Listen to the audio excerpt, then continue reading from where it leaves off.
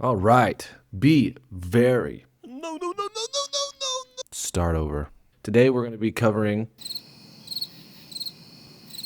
All right. Hello and welcome. Thank you for joining. It's lovely to see your beautiful face. You smell. No. All right. Hello and welcome.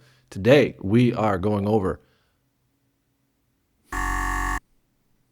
All right. Hello and welcome.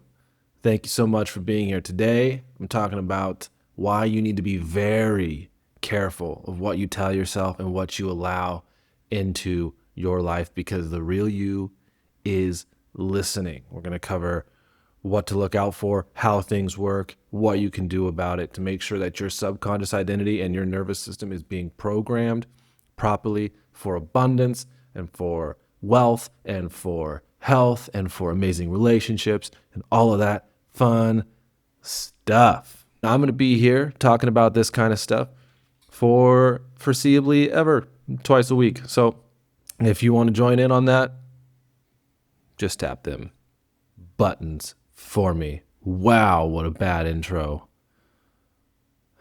I don't want to do it again, though. So we're going to get into it. Okay. Your life is ran by your subconscious and your nervous system. Your conscious thinking brain has actually very, very little to do with the results and circumstances in your life. It causes a lot of havoc because that's the thing that's thinking all the time. The 80,000 thoughts a day is coming from your conscious mind. But your habits, your patterns, your triggers, your actual identity, how you actually feel about yourself, they're cemented into your subconscious and your nervous system, not your conscious mind. So that's why it's so difficult when you consciously want a relationship or you want wealth or you want all these things, but struggle to actually manifest it into your actual life. So your conscious mind has nothing to do with it. And where it gets sticky is that your subconscious and your nervous system have no idea what's actually going on. Only your conscious mind does.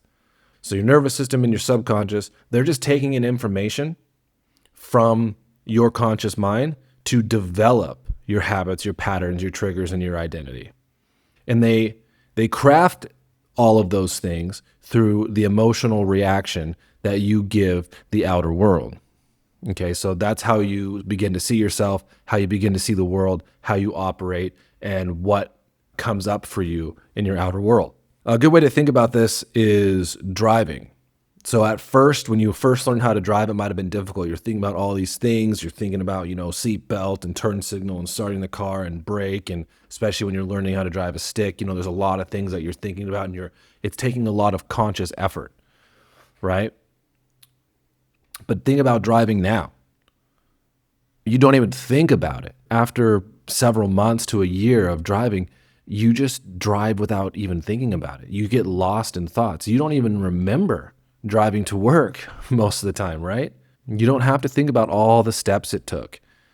Everything from getting in and buckling your seatbelt. You'd probably forget all the steps if I asked you all the steps to actually drive a car safely. You wouldn't even realize it. And that's your subconscious at work, right? Your conscious mind trained your subconscious how to do this thing, and now it just does. And so just like driving, how you view yourself, how you view the world, the habits and the patterns that you have, and the way that you truly feel about yourself is just hardwired in now into your nervous system and into your subconscious. So that's why we have triggers, right? You don't consciously think, I don't like what that person said. I think I'm going to be mad about it now.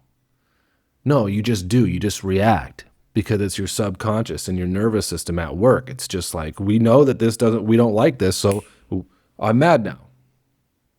So that's why we have procrastination and sabotage and other fears and things like that are so difficult to change. Because just saying something consciously a few times or trying to do something consciously a few times doesn't actually change that, right? Habits take a long time to change. So over time, your conscious mind took in information and your subconscious began to accept it. And this primarily happened when we were children, because before the age of 7 or 8, we didn't have access to our prefrontal cortex, which is our complex thinking part of our brain, the ones that can problem solve and see things. We just accepted information as children. So a lot of our beliefs that we heard just went straight to the subconscious because there was no conscious filter. But now we do have a conscious filter as adults, but unfortunately for the majority of us, we still use that conscious effort to program negativity and fear and everything else into our subconscious, thus furthering our identity and furthering our procrastination, furthering our sabotage, furthering our triggers. So as I touched on earlier, your nervous system, your subconscious doesn't actually know if you're being attacked or if there's real danger or if you're just watching a movie. All right, that's up to your conscious mind to help filter out, but it still doesn't do a good job. And so when you pair that with your subconscious, who's being afraid of failure or thinking that, you're a loser or not good enough, they team up inside and just holding each other, trying to keep you safe.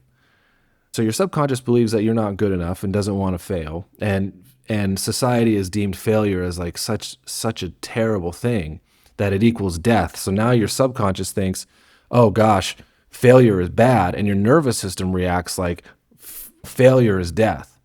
And so they team up inside, not knowing what's actually happening, that maybe just your YouTube video didn't do very well, or that your business is just failing, but that doesn't mean that you are actually in danger. They feel that it is, and they react in kind. So your triggers, responses, habits, patterns, and beliefs are all just programmed from that place.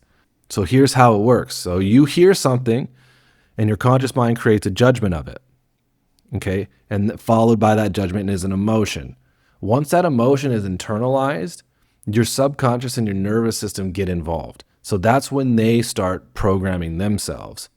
So if somebody says something that you don't like, and instead of taking a second to just realize, like, how can I think about this or think about something else or have more emotional regulation to it, once you say, I'm angry, or you become angry, you identify as angry, and you internalize anger, now your nervous system and subconscious know that when somebody does that thing or when this thing happens, it equals this emotion.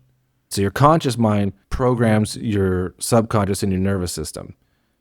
It gives the subconscious and your nervous system a narrative of what's going on outside through your emotions. And then they internalize that and figure out how to deal with this in the future. Fight, flight, freeze, anger, sadness, guilt, whatever. And so once any of those responses work, now it's ingrained to say, okay, this worked, right? You can say, well, how does sadness or guilt work? Well, it does, because that's victim, right? For example. So now what they're doing, your subconscious and your nervous system, is programming your conscious mind's lens, how you actually now see the world with your actual thoughts. And so anytime that you see that threat again, your instant reaction is coming from your subconscious, but now your conscious waking mind also is seeing life through that lens. So now that's the lens in which you're filtering your reality through, how you see other people, how you see the world, how you see yourself. You're going to continue to see that to prove that correct. It's the red car theory. You don't ever see red cars until you think about red cars, and now everything you see is red cars. Okay? So you see more of it, and it further reinforces this belief. And this is happening with every movie, all the music, all the TikTok reels, and especially everything you say to yourself. That's the biggest one. Because if you say, I am this, or I can't do this, or I'm not good enough to do that, then your subconscious is like, oh, okay, I guess we can't. And it feels good at first, because now if there was a challenging task like learning an instrument and you say, oh, well, I can't, or, I hear a lot of times, oh, I can't sing. Everybody can sing because everybody can talk. So if you can talk, you can sing. It just takes some fucking practice. But when you say I can't, it feels good at first because you're like, oh, okay, well, I don't have to worry about doing it now. I don't have to worry about all the lessons and all the training it takes to do it. But then that becomes your programmed response. I can't sing. And that becomes your red car. So you continue to prove to yourself that you can't sing. And that was one that I had to deal with directly, because when I was younger, I was a good guitar player, but people didn't want to listen to me sing. Even my parents and my friends would be like, yeah, I'd love to hear you play guitar, just don't sing. And even when I got older and started playing in bands, I was like, oh, I can't sing, I don't sing. It wasn't until I stopped saying that to myself and began to fucking practice that I began to sing. And now I actually sing very well and people enjoy listening to me sing. But I had to reprogram that, right? I had to stop saying I can't. So be very, very careful of what you say to yourself. I hear so many people say, "Oh yeah, well, I'm just lazy," or "Oh, I'm just a piece of shit," and they say it haphazardly. But it's still your subconscious and your nervous system don't know the difference. It came out of your mouth. So for them, they take it as gospel. And you got to be very, very careful of that. You got to take aggressive control over the things that program you. Like you can't totally eliminate all negativity and shitty people or whatever from your life, but you can do a damn good job of it. And then you can do a really good job of changing the lens and how you see things. So never talk bad about yourself. Never say I can't. Because then your subconscious accepts it and it will give up. And if it's something that you really, really wanted to do, like sing, it'll continue to remind you, right? The desire will continue to remind you, but that belief will say, I can't. And I'll tell you a story. I knew this woman years ago, sweet woman. And when she was younger, she loved to swim. She was a synchronized swimmer. And she loved it. She loves the water. She loves to swim. But when we would go to a lake on a hot day, a beautiful lake, water is nice, she wouldn't swim. She would keep herself from swimming. And the only explanation is because, she used to swim when she was younger. She can't do that anymore. Of course she can. She's perfectly able-bodied. Everything is fine. But she created this narrative that she doesn't synchronize swim anymore. She doesn't swim anymore. She can't swim anymore. And it's just this self-loathing thought. But it's like, we're at a lake on a hot day. You can get into the water and swim around. But she stopped herself from doing it. And so a lot of people are living their lives that way because what they tell themselves becomes their habits. It becomes their patterns. It becomes their identity. Next thing you know, you're not swimming in the lake, even though you absolutely can. You're not singing karaoke, even though you can. You're not taking action on your dreams and on your business, even though you absolutely can. But when you tell yourself that you can't, or I don't, or that's hard, that's not in the cards for me, you strip yourself of the infinite being that you are. And when you listen to other people saying that you have to do this to get this result, that's just furthering your belief system into, if I don't do this, then I won't get this result. But that's not true. That's not true. Everybody has their own interpretation. Everybody has their own things. But that does not need to be your beliefs, and it doesn't need to be your gospel, ever. So what should you do about it? Well, let me tell you what you should do about it. Fucking talk better to yourself. Filter the shit that comes into your mind and work to identify emotions that come up and change them. Don't internalize emotions. If someone says something that you don't like, take a second to think about it. If you see some triggering news article, take a second to realize that it doesn't actually have any relevance on your life. I know they do a good job of making it seem that way. Trust me, my mother is totally bought into politics, but it just fucking doesn't. It only has as much power over you as you give it. But you have control over the power that you choose to give. I know that we can go toe for toe on that 7 ways to Sunday, but your life is within your control. Your emotions are within your control. Your happiness is within your control. The job you have is within your control. Everything is within your control. So don't ever limit yourself. Don't admit that you can't do things. You are limitless. You can do everything. And the evidence that I have for that is that people do.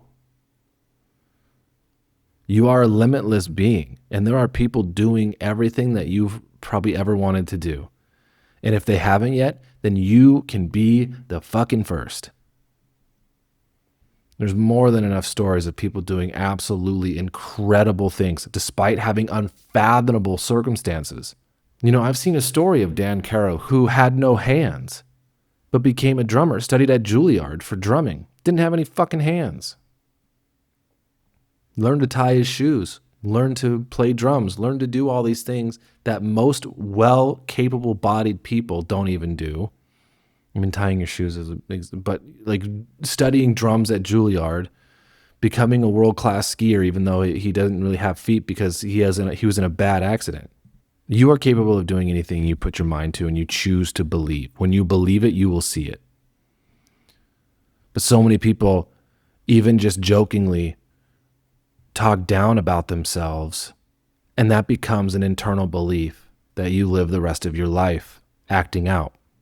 If you believe that you're not good enough, then you will always sabotage and procrastinate. If you believe that good things don't happen to you, then they fucking won't. They just won't. You've seen the people who just go around and everything bad happens to them. I know several where they just can't catch a break. Their car breaks down. It's raining on them. This happens. Their AC in their house goes out on a hot summer day. Their roof is leaking in the winter. They're sick all the time. They have health issues. And it's just a direct result of the beliefs that they have about themselves and the beliefs that they have about the world, that their internal world believes and continues to act out. As Wayne Dyer says, when you believe it, you will see it, regardless of what you believe. If you want to be the person who walks around with sunshine and rainbows, you can be if you believe it. So become aware of the patterns and beliefs and begin to question them. Where did this come from? Is it true? If the beliefs that you have about yourself or about the world are bad, what is the opposite belief? And then how are those true for you? For example, you might not feel good enough, or maybe you don't feel smart enough to make $1 million. Well, what's the opposite belief? I have many skill sets that people would love to know how to do. And is that true? Yeah, I think there's a lot of things that I know how to do that people would like to know how to do. I can teach them how to do it. And begin to rework yourself. Change the lens in which you look at things. Everything in our lives are for our growth and learning. Period. Things that come up are available for us to learn from and to grow from. Period. Nothing is happening to you because the world and our universe and everything in it is a mirror. It's not mean, it's not evil. It's happening because of an internal belief of how you see yourself. So it's just confirming viewpoints for you. If you have a very low self-esteem, then you will see other people come into your life that help prove that for you. If you're a very confident person, genuinely, you will continue to see confirmation in other people, in circumstances and opportunities and everything. They will just fall into your lap. This absolutely happens. But it all stems from your mind. It all stems from your subconscious mind, your nervous system, how you see things. Okay, learn to regulate your emotions and become detached from outcomes and expectations. I talk about this a lot. When you buy into an emotion, that's what trains your subconscious and your nervous system.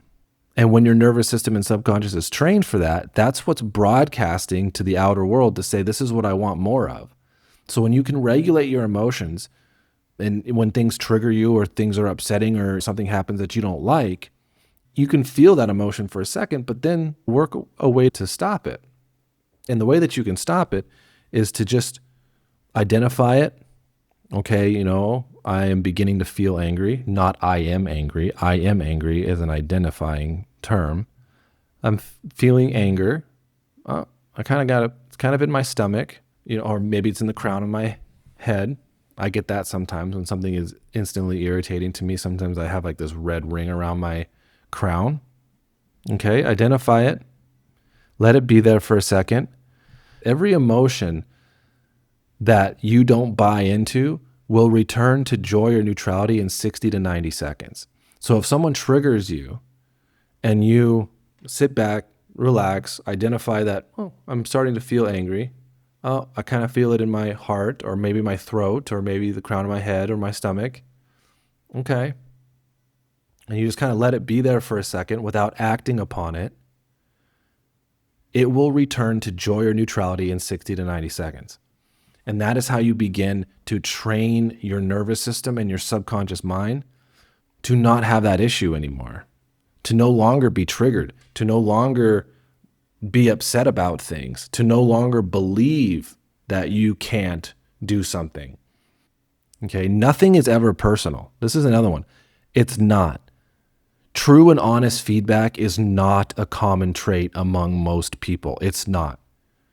Right? So many people who are going to criticize or say something or judge you, it's not coming from a place of honest feedback. And if somebody is in your life that's capable of giving you true and honest feedback, they will be gentle and authentic. And you'll know it, you'll spot it. So you're always able to tell when somebody gives you true and honest feedback from an authentic place. Everything else is just a projection of how they see the world. Everybody expects themselves from everybody else. And so that's a way to help overcome triggers too, to think about if someone stresses you out or someone judges you or someone criticizes you, you can stop and you can say, okay, well, they're projecting their model of the world, and that's okay.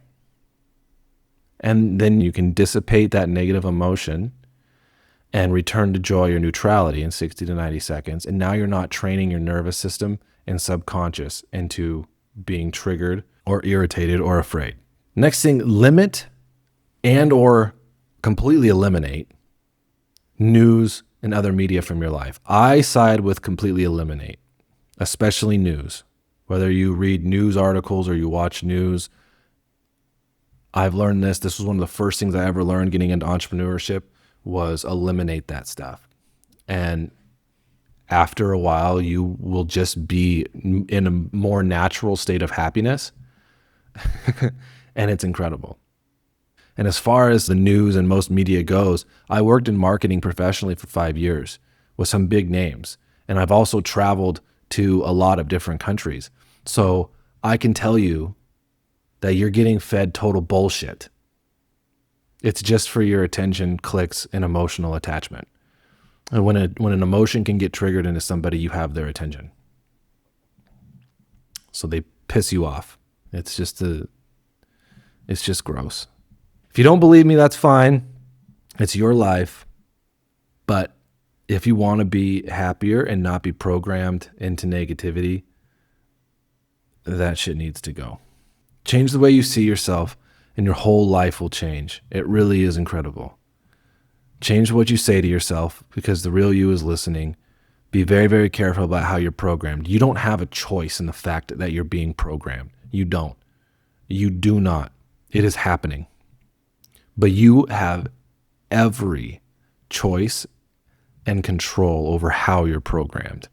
Eliminate things that don't make you feel good, that aren't necessary for you, and that fill you full of negativity, and find a different lens to look through other things, because you can't eliminate all negativity from your life. But you sure as shit can find a different way to look at it so that you can program yourself into being happier. Okay? If you stuck with me this far, thank you. I fucking appreciate it. I'm going to be here twice a week for foreseeably ever. So being fucking happy is something that you're interested in. Please like and subscribe. It helps me out a lot. I get to continue to research and give you this kind of stuff. And last thing, if you want to find your true subconscious identity, how you actually view yourself in all 9 areas of your life, I have a free assessment in the description below. It takes about 8 minutes and it will give you a mind map of all 9 areas of your life and how you see yourself in all 9 areas of your life. So relationships, health, career, creativity, all that kind of stuff. It's very, very powerful. A lot of people have given me some great feedback on it. So if you want to check it out, it's absolutely free. It just costs you an email. Other than that, if you're still here, thank you. I appreciate it. Talk to me in the comments. I'd love to hear your thoughts. And if you have a video idea that you'd like to see from me, please let me know. And I appreciate you. You're beautiful. You're an amazing, limitless, perfect creation of God. And I wish you nothing but the best. Be happy. Happy trails.